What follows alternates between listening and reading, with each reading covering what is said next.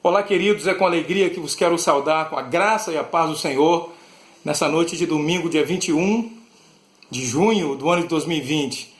Quero saudar pastor Marcelo, demais membros da comunidade evangélica do Centenário. Que Deus abençoe vocês. Quero convidá-los à leitura da palavra de Deus que se encontra no livro de Ruth, no capítulo 1, no versículo 16, que diz assim: Disse, porém, Ruth: Não me instes para que te deixe e me obrigue a não seguir-te. Porque onde quer que tu fores, irei eu. Onde quer que pousares, ali pousarei eu. O teu povo é o meu povo, e o teu Deus é o meu Deus. Vamos orar? Senhor, obrigado pela tua palavra, obrigado pelo teu cuidado, obrigado por mais um domingo. O Senhor cuida de nós e nós temos oportunidade de compartilhar a tua palavra com tanta gente. Que a tua palavra possa nos alcançar nesta noite e que, terminando a ministração, aqueles que ouvirem possam dizer: verdadeiramente Deus falou comigo, eu fui abençoado, em nome de Jesus.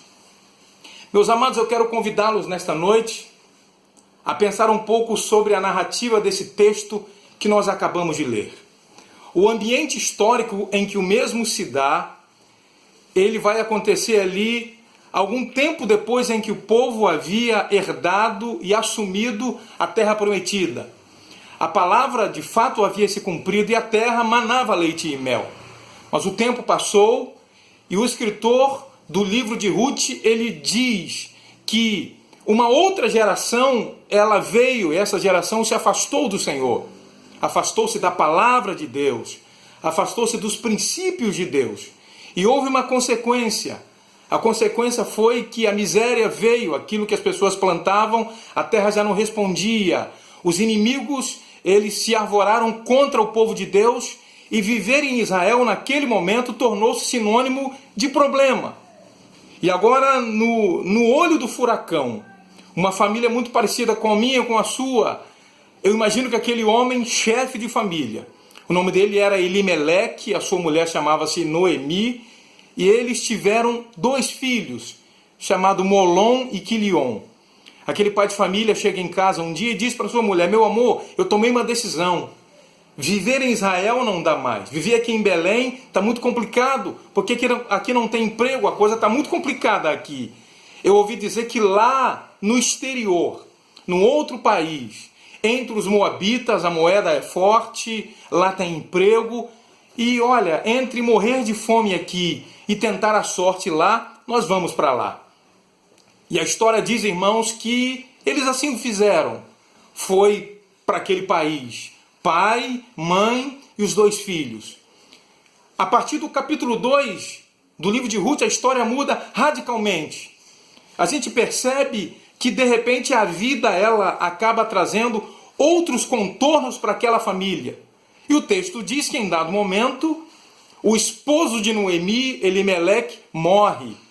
Em dado momento, algum tempo depois em que eles estavam morando ali entre os moabitas, os filhos do casal se casaram, constituíram famílias, mas o texto é direto e claro quando diz que os 2 também morreram e ficaram viúva, Noemi e as tuas 2 noras.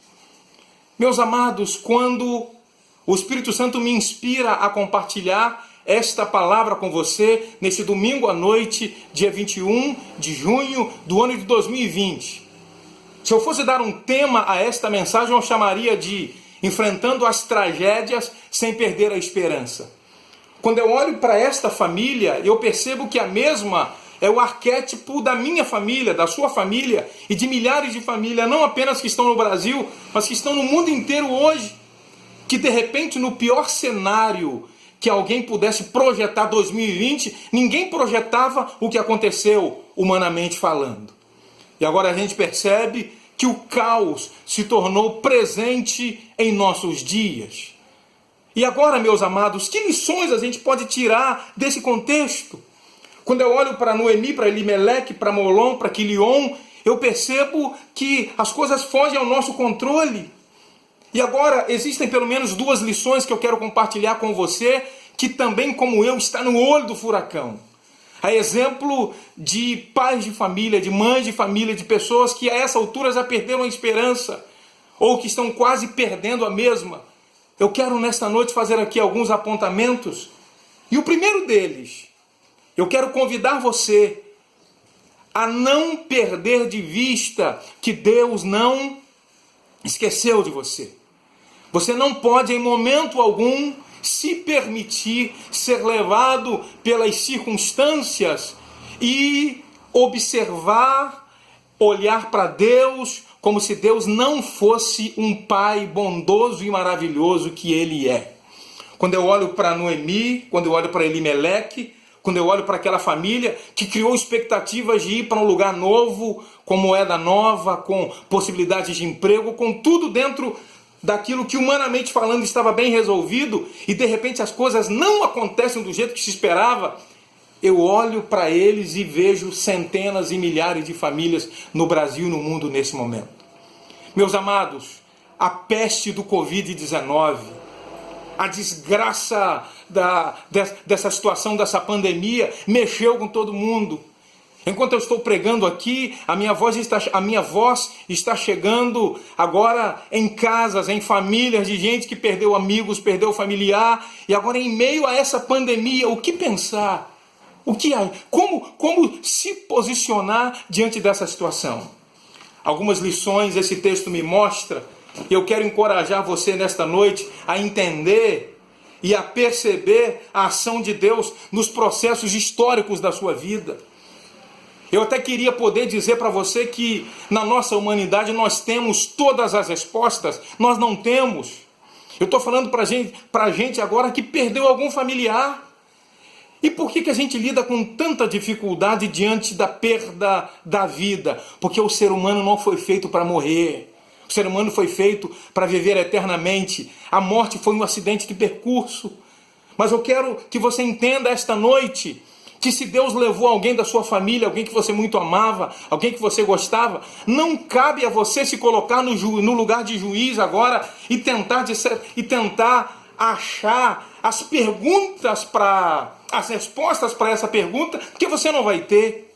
Mas eu quero encorajar você nesta noite a você se submeter à autoridade e à soberania de Deus e entender que se você está vivo até hoje, é porque Deus tem um plano na sua vida. Se Deus levou alguém que você não queria que Ele levasse, olha, se Deus levou é porque Ele sabe de todas as coisas. E agora o apóstolo Paulo diz que se nós esperássemos o Senhor apenas nesta vida, nós seríamos os mais miseráveis. Eu quero encorajar você a reconhecer e a entender que quando a gente pensa a nossa existência nessa terra, a partir da linha da eternidade, queridos, o que é 80 a 100 anos, se comparado à eternidade? Eu quero encorajar você nesta noite a ter a esperança do Evangelho. É porque na esperança do Evangelho, aqueles que morreram vão ressuscitar naquele grande dia, estaremos para sempre com o Senhor, e não haverá mais dor, não haverá mais tribulação, não haverá doença, não haverá pandemia, e o Senhor, aleluia, estará conosco de eternidade em eternidade.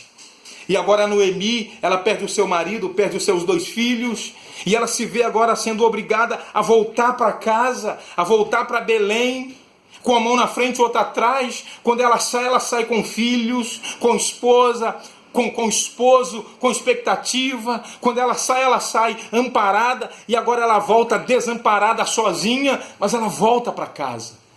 E agora naquele momento, quando ela vai despedir-se das suas 2 noras, uma foi embora, mas uma delas, chamada Ruth olha para Noemi e diz assim: olha, a senhora vai voltar para o meio dos seus familiares.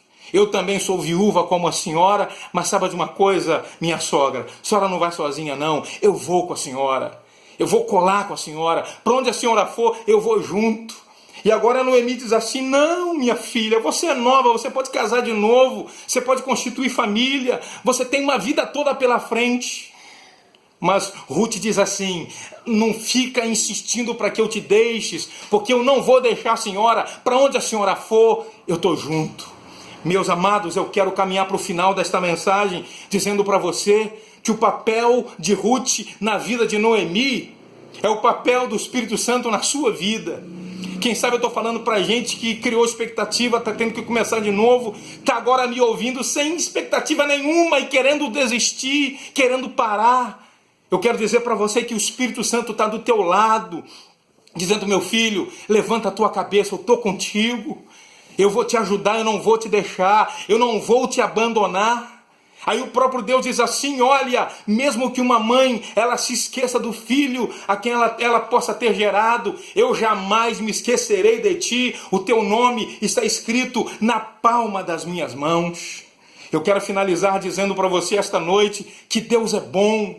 Eu quero dizer para você que eu e você, muito embora em meio às pandemias da nossa existência, em meio às lutas da nossa caminhada aqui na face da terra, você nunca pode perder de vista que Deus é bom, Ele é maravilhoso. E agora Ruth volta para casa, ou Noemi volta para casa sendo acompanhada por Ruth. E agora, meus amados, perceba a ação de Deus nos processos históricos da sua vida. Noemi pensou: está tudo acabado, acabou tudo, eu não tenho esperança mais, morreu o marido, morreu o filho, morreu todo mundo. Eu vou voltar, eu vou ficar enclausurada na minha casa lá em Belém, porque eu não tenho expectativa nenhuma de vida. Mas Ruth volta com Noemi, se estabelecem novamente na casa delas, na casa da família, em Belém. E olha Deus trabalhando no processo histórico. Ruth casa-se novamente com um parente de Elimeleque chamado Boaz. E agora, queridos, do casamento de Ruth e Boaz nasceu quem? Obed. Obed foi pai de Jessé. Jessé foi pai de Davi. E por causa, aleluia, de Davi, diz a Bíblia que Jesus, que é o Rei dos Reis e Senhor dos Senhores, ele nasce da descendência de Davi. E por causa de Jesus que você está aqui hoje ouvindo esta palavra. Quando Noemi pensou: está tudo destruído, eu estou velha, acabou tudo, não tem expectativa de recomeço. Ela volta para casa, com ela a sua nora, chamada Ruth. E agora Deus começa a trabalhar os processos históricos da sua família. E dessa descendência, Jesus nasceu. Eu quero dizer para você que o olhar de Deus, ele vai para além das nossas crises. O olhar de Deus, ele vai para além das pandemias da nossa existência. E eu quero terminar orando por você, dizendo que você vai passar por essa crise, você vai passar por essa adversidade.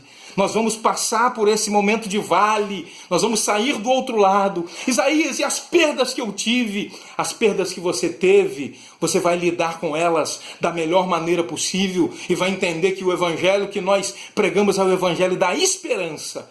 E ele prometeu estar conosco todos os dias, porque a esperança do evangelho diz, lá na segunda carta do apóstolo Paulo aos Coríntios, quando ele diz que um dia a trombeta vai soar, os que morreram em Cristo ressuscitarão primeiro, e nós, os que estivermos vivos, seremos transformados e estaremos para sempre com o Senhor. É momento de crise, de tragédia, de adversidade? Mas não perca a esperança. Jesus está do teu lado. Ele te inspira, Ele te levanta, Ele te diz: vamos em frente, vamos caminhando. Porque saiba de uma coisa, se Deus preservou a tua vida até hoje, é porque um plano nela Ele tem. Beijo no seu coração, Deus abençoe, curve sua cabeça. Eu quero orar por você. Senhor, eu quero orar por irmãos e irmãs, por amigos e amigas, por pessoas que estão enfrentando lutas e adversidades hoje. Por pior que fosse o cenário pintado para 2020, ninguém imaginava que a coisa chegaria a esse ponto. Mas eu quero orar agora e orar por pessoas que estão sofrendo, pessoas que estão agora dependendo e precisando de um milagre. Pai, em nome de Jesus, que elas sejam alcançadas nesta noite. E que o evangelho da esperança, a certeza de que o Senhor prometeu estar conosco todos os dias, possa nos manter firmes até o dia em que o Senhor nos chamar. Seja conosco, nós assim te oramos e te agradecemos. Em nome de Jesus. Que Deus abençoe. Lelê está aqui com o papai hoje. Dá tchau, Lelê. Fala tchau. Deus abençoe vocês. Enfrente as tragédias. Não perca a esperança, porque o Senhor dos Exércitos está conosco. O Deus de Jacó é o nosso refúgio. Tchau.